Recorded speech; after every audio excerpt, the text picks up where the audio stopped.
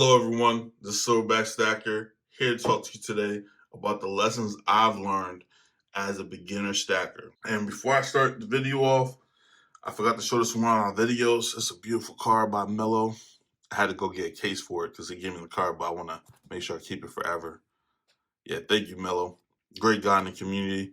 And if anybody have these type of cards, let me know. Like I said, I bought some cases for it, so I'm ready for you guys. Send me them, man. I'm ready for them. I'm going to keep them nice, man. I appreciate everything I get from everybody in the community. So, yeah, thank you, Mello. And then right now, let me get right into the lessons, man. One of the lessons I learned as a beginner stacker is you need to create a strategy and stick with it. You need to create a strategy. So, I created a strategy. At first, I didn't have a strategy. And then I decided to create one because I started realizing that when I went to places online and I went to coin shops that I would just buy stuff that I like, and sometimes it would be high premiums, and it wasn't really helpful. It wasn't helping towards my stacking goals. So then I realized I need to create a strategy and stick with the strategy. It helps you stay focused on your journey. So I highly recommend creating a strategy. The number 2 lesson I learned was try not to collect everything. You shouldn't try to collect everything, okay? I like right here, actually it's funny because I randomly picked this up, but I collect the Congo silverback coins. Right now I'm missing one, but this is the only thing I'm collecting right now. This is it. I'm not collecting anything else. I have no plans of collecting anything.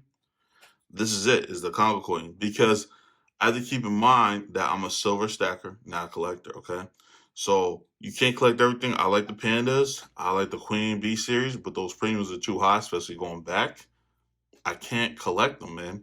So if you're a silver stacker, you gotta keep in mind that you can't collect everything. You collect something, because collecting a little bit, I see most silver stackers do collect something and they do buy things they enjoy. So keep a little. It's like a silver sweet tooth almost, right? You just gotta get something that kind of like makes you happy, and there's nothing wrong with that. I always support people who do that, but you just have to do it in moderation, just like dessert, right? You can't have all the candy. All right, you gotta eat some healthy foods too. So the healthy foods is stuff like this. Probably not right now because these premiums are high, but when they were lower, but stuff like this, man. You gotta have like something to base stack, something that you're gonna lower premiums, and that you're gonna stack around. Not this type of stuff. Even though right now this is probably cheaper, but you guys get what I'm saying. So yeah, so that's something that I've learned. All right, the next thing is, are you a stacker or collector? So the last one kind of ties into this one. You gotta do, as a beginner, you have to figure out, what are you? Are you a collector? Are you stacker? Are you 50-50? Maybe you're like kind of a stacker and kind of a collector. I don't know. I don't see a lot of those, but they might exist. That maybe you decide to 50% of your stack is, just stacking silver, and it's just about the silver content, and the other portion is about collecting. So it's possible to be both. I'm not saying that you can't be both, but you tend to lean one way or another, or you completely one way that you just like things. So you need to figure that out as a beginner. Go ahead. Most of us get drawn in because we like silver, we like some of the stuff, some of the way that stuff looks, but you gotta figure that out and then, stick with your plan. But figure that out for yourself. That's a big thing as a beginner. Figure that out, whether you're a collector or stacker, because when you go into these coin shops or you're shopping online, it's going to guide you in your decisions making purchases. Okay, so decide that as a beginner. All right, and that's something that I had to learn and I had to stick with during my journey in these past few months. The next thing is, know why you're stacking. What is the reason why you're stacking? Okay, like, why are you stacking? Me personally, I stack because I don't really trust the dollar. I'm gonna be honest with you. I don't. I've always, when I was a kid, it never made sense to me how that paper was worth money when I was a little kid. And I'm being completely honest, it just never made sense to me. I'm like, how's this worth more than the piece of paper I use? Or, why is this paper with somebody on it is worth more than maybe some nicer looking paper when I was a little kid? It just didn't make sense to me. But I've always been drawn, particularly silver. I like silver, the look of silver more than I like gold, that type of look. But I do like gold as well. But I've always been more attracted to it. So it's kind of made sense to me, just naturally. It's always made sense to me when I was younger. And when I learned more about monetary history, it just made sense to me to start stacking silver and gold. Because for me, even if I don't make money out of something, I like preserving my wealth. And when I found out that gold and silver are good ways to preserve my wealth, I I realized it was a good decision. So that's my decision. The reason why you may do it is maybe wealth preservation. Maybe it's an investment. Maybe you think it's gonna go up in a few years. Maybe it's just a hobby. Some people just like silver and just collect it like they would collect toys or something. But decide figure out why you're stacking it and what your reasons, and then plan accordingly and stick with your strategy based off that. But you got to figure that out. You have to figure that out. Why are you stacking? Because these things guide you in your purchases, in your purchasing decisions. They guide you. So figure that out as a beginner. That's a big thing. Next thing is you need to set a monthly and yearly goal. And the reason I bring this up is because a lot of people, they just go in, they buy things, and then they don't really have a plan, and then they end up spending money, and they don't buy as many ounces as they wanted to because they're buying high premium items, or they're just buying things. If you have a goal or a yearly goal or a monthly goal and you're able to stick with it, what I find is that the people who do that, they usually hit the goal early, and then they're able to buy things later on that they're like because they already hit their goal. But you have to set a goal first. You have to do that in order to stay the course. Yeah, but somebody who's good with it is he does a lot of shorts, and he does other videos too, but he does really good shorts in my opinion. And that's someone in Stack community named Frosty. I like his videos. I like his logo. I like his stickers. But he does great like short videos talking about what's your plans for stacking? Why do you stack? Do you like bars and stuff? He makes people really think about why they're buying things and what they like, and I like that about his short videos. And I think he's great at it, and I think that it's something that people need to consider and helps them stick with their goals. But stick with your monthly and yearly goals. Make a plan and stick with them. And like I said, 9 times out of 10, from my interactions with people, is that they hit it early, and then stack what you want, collect what you want after that. All right. The next thing I've learned is look around online at different websites and at different local coin shops. And what I mean by that is when I first started stacking, I only shopped at Jam Bullion and AppMax, and people are gonna be like, "Really? You just shopped at those two places?"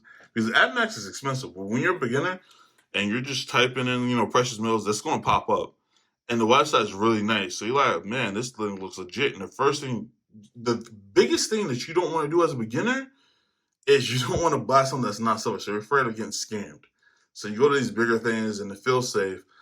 And I say I understand that, but try to look at some different YouTube videos because a lot of people out here shop at different places, and a lot of these places are credible, and a lot of these places are gonna have better prices depending on what you're buying. Like compare them. It's an easy way to compare at different places. What you're looking for. Like if it's bars, maybe that particular bar might be cheaper on a different website. Make like a list of like 8 places. There's a lot of credible websites out there that you can shop at and get good prices. So you should definitely do that. Find a list and shop at those places. When I first started, I only shopped at those 2 places. And now that I look back, I paid a higher price because I only stuck with those 2 places because they felt safe. Do your research, find those places, look for people on YouTube that give good recommendation. And what I find is that when everyone is recommending a similar spot, give it a look and you'll feel comfortable making a decision. Once you find out a lot of these packages are coming from these places and you're looking at the unboxings and they came from these places, you'll feel pretty comfortable in your decision. So go ahead and try to find different places. Another thing is the LCSs, the local coin shops.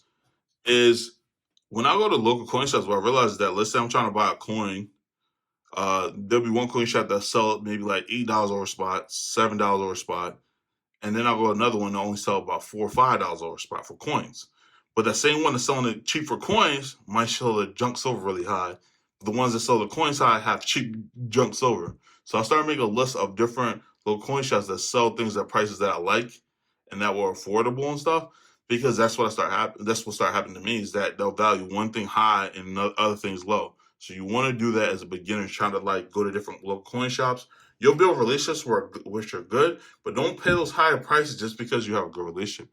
Go to the places that have the best prices because at the end of the day, it's about the money and the math. and also having fun. Don't get me wrong, have fun stacking, but you want to try to do it at good prices. So yeah, just keep that in mind.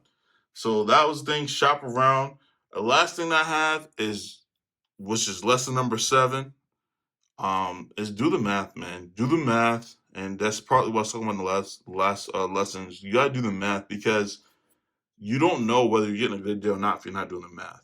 So as a beginner, you need to try to figure out what's spot price, what are premiums, how do you figure out the difference, what are, just buying junk silver, figure out the math for junk silver.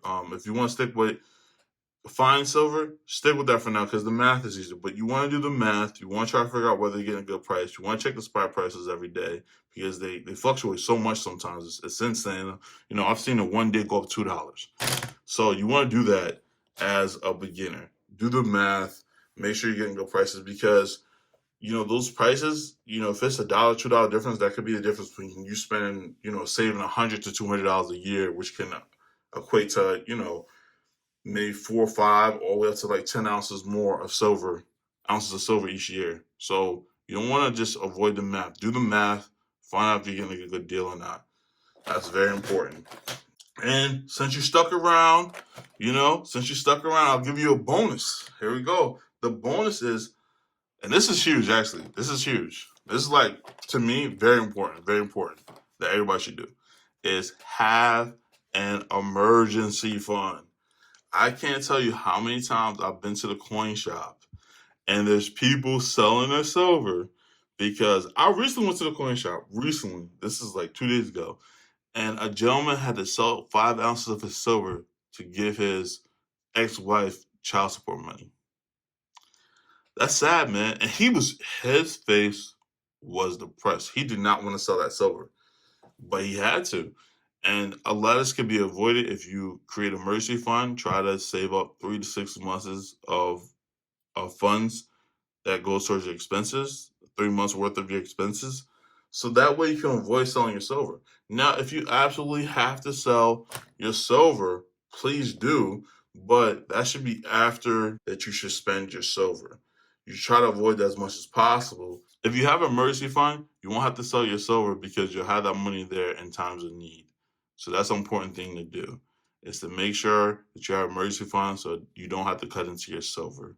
And it'll keep you stacking and keep you towards reaching your goals and silver stacking, okay? So that's it. All right, that's the end of the video. If you enjoyed the video, consider subscribing. Leave a comment down below. Tell me what you think of these lessons that I've learned. And if you're a beginner, let me know if this helped you think about some things that you weren't thinking before. Also, hit the notification bell. I drop a few videos a week. So when I drop a video, I'll let you know. And that's it for now. And remember, get money and take your silver back. Until next time.